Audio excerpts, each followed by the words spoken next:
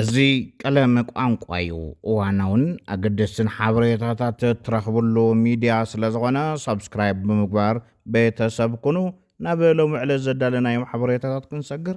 ብፈለማ ግን አርእስተ ዜና ክልተ ጀነራላት ትግራይ ሓራ መሬት ምእታዎም ተፈሊጡ ሚድያ ሮይተርስ ብዛዕባ ኢትዮጵያ ሓዱሽ ሓበሬታ ሒዙ ወፂኡ ኤርትራ ሎሚ ክትገጥም እያ ትንታነ ዜናውን አለና ናብ ዝርዝር ክነስግረኩም ኣብ ትግራይ በሰላማዊ መንገዲ ቃልሲ ምክያድ ኣይከኣልን ኢሉ ጀነራል ከበደ ፈቃዱን ጀነራል ጉዕሽ ገብረን ምስ ኣባላት ሰራዊት ሓይሊ ሰላም እናተዘራረበው ዒሎም ተባሂሎም ክልቲኦም ጀነራላት ኣብ ትግራይ ኮይኖም ነቲ ስልጣን ተቆጻጺሩ ዘሎ ሓይሊ ብሰላማዊ መንገዲ እናተማጎቱ ዝጸንሑ ኮይኖም ድሓር ብዝበጽሖም ማእሰርትን ምንግልታዕን ካብ ትግራይ ምውጽኦም ዝፍለጥ እዩ ድሕሪ እዚ ድማ ናብ ሓራ መሬት ዝተባሃለ ኣብ ዓፋር ዝርከበ ሰራዊት ተጸምቢሮም ንምቅላስ ብምውሳን ትማሊ ናብ ሓራ መሬት ምዘሎ ኣባላት ሰራዊት ሓይሊ ሰላም ብምርኻብ ልዑል ኣቀባብላ ተገይሩሎም ጀነራል ከበደ ፈቃዱ ከም ዝበሎ ኣብ ትግራይ ብሰላማዊ መንገዲ ንምቅላስ ፈቲኖም ከም ዘይተሳክዐሎም እኳ ዳኣስ ማእሰርትን ሞትን ተፈሪድዎም ምንባሩ ሓቢሩሎም በዚ ድማ በትግራይ ኢድ ኣታውነት ሻዕብያ በምህላው ብሰላማዊ መንገዲ ዝግበር ቃልሲ ክዕወት ኣይኽእልን ብምባል ናብ ሓራ መሬት ወፂኻ ምቅላስ ሓይሊ ምጥቃምን ብሕታዊ መፍትሒ ምዃኑ ተዛሪቡ ብምኽንያት ሕፅረት ነዳዲ ትካል ማሕበር ምህንድስና ኢትዮጵያ ንልዕሊ 3,000 ሰራሕተኛታቱ ኣብ ገዝኦም ኮይኖም ክሰርሑ ኣዝዩ ክብል ሮይተርስ ሓቢሩ ሃገራዊት ጋንታ ኩዕሶ እግሪ ኤርትራ ኣብ መጻረዪ ዋንጫ ኣፍሪካ ትሳተፈላ ኣብ ቀዳማይ እግሪ ፀዋታ ምስ ኣስዋትኒ 2-0 ከም ዝሰዓረት ዝዝከር ኮይኑ ሎሚ መጋቢት 31 ኣቆጣጽራ ፈረንጂ ድማ ንመልሲ ፀዋታ ኣብ ሃገረ ኣስዋትኒ ክትገጥም ትፅቢት ተገይሩሎ እዚ ድማ ኤርትራ ድሕሪ ነዊሕ ዓመታት ናብ ኣህጉራዊ ውድድራት ዝተመለሰትሉ ኣገዳሲ ኣጋጣሚ ኮይኑ ተመዝጊቡ ይርከብ ካብ መጀመርታ እቲ ውግእ ትሒዙ ብሰንኪ ደብዳብ እስራኤልን ኣሜሪካን ኣብ 21 ዩኒቨርሲታት ዝርከባ 154 ማእኸላት ምርምርን ስነ ፍልጠትን ኢራን ዓንየን ኢሉ ሚኒስትሪ ሳይንስ ተሃገር ብተመሳሳሊ ዜና ድማ ኢራን ቀይሕ መስመር ኣስሚራላ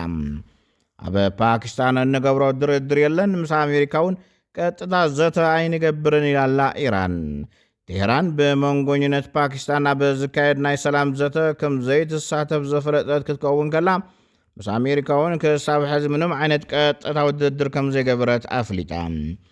ሕዚ ካየድ ዘሎ ዘተታት ብመንጎኝነት ኣቢሎም ዝግበሩ ተዘዋዋሪ ጻዕርታት ጥራሕ ምዃኖም እውን ሓቢራ ወሃቢ ቃል ሚኒስትር ጉዳያት ወፃኢ ኢራን ከም ዘተሓሳሰቦም ዝኾነ ናይ ሰላም ኣማራጺ መበገሲ ክኸውን ዘለዎ እቲ ኩናት መን ከም ዝጀመሮ ኣፍልጦ ብምሃብ እዩ ተኣማንነት ዲፕሎማሲ ኣሜሪካ ኣብ ትሕቲ ሕቶ እውን እእቲናዮ ኣለና ክብል ተሰሚዑ ኣብ መወዳእታ ንትንታነ ናብ ዝሓረናዮ ሓበሬታ ክነስግረኩም ዓለም ሎሚ እተተንፍስ ዘላ ብኣየር ዝበሩ ሳተላይታት ዘይኮነስ ኣብ መዓሙቕ ውቅያኖስ ብዝተዘርግሑ ካብ ዘለላ ፀጉሪ ዝቐጥኑ ገመዳት ፋይበር ኦፕቲክ እዩ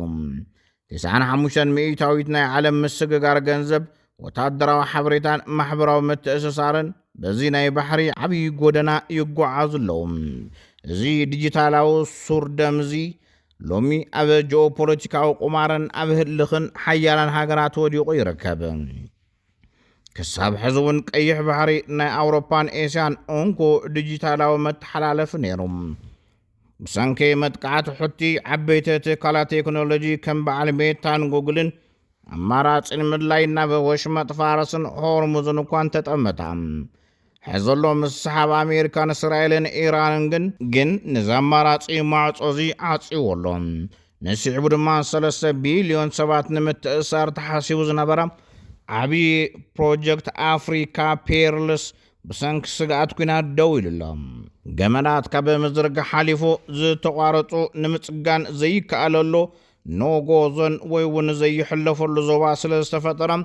ሓንሳብ ዝተቋረፀ ገመድ ንኣዋርሕ ወይ እውን ዓመታት ኣገልግሎት ከይህብ ይኽእል እዩ بمسرد زنتقبرات تنبيع أب عسران شعاتن أب تحت بحري أب استقبر جمرات زعلمم سلطاو متقعتي كفت كم زغل يقمتم زي ديجيتالاو متقعتي انت تفتمو سرعات بانك سويفت الدو كبلن ديجيتالاو جنزب واقع كسئنن كم إسرائيل زمع بلا هقرات دماء نبعالن طرح زخون مشتراون كاب مدروس عز استقبرن ناي حايلن كومونيكيشن سرعات بمتقام نخالي على ما بتصلمات قريفن لعلوايነት ክሕዛ ይኽእላየን ተባሂሉ ይግመትም ካብዚ አንጻር ንኢትዮጵያ ጉዳይ ናይ ባህር አፍደገ ናይ ናፍጣን ሸቐጥን ጥራሕ ዘይኮነስ ጉዳይ ዲጂታላዊ ሉዓላውነቱ እውን ገይራ ትወስዶም አልጀዚራ ከመ ዝገለጾም ሓደ ስሙ ክጠቅስ ዘይደለየ ፖለቲከኛ ንአልጀዚራ ከመ ዝገለጾም ናይቲ ሃገር ናይ ኢንተርኔት ገመድን ናይ አየር መንገዲ በረራታትን أب فقد قربات تاغرات زودق مخانم أبوان جوبوليتيكاو مسحاب نيتيوبيا بقليل وتقالعيتي قبرام ناي بحر أفدق مسان مالت حبريتا ناي مقصر عاقم مسان مالت قوينو ناي نوح رحقات مسائلات ناي تحت بحر درونات أب زوز حلو زمن أب بحري وتادراون سفيلاون مقصقاس زي مهلاو نهنسو تاغر منقسي زقود يلولو ازتنتاني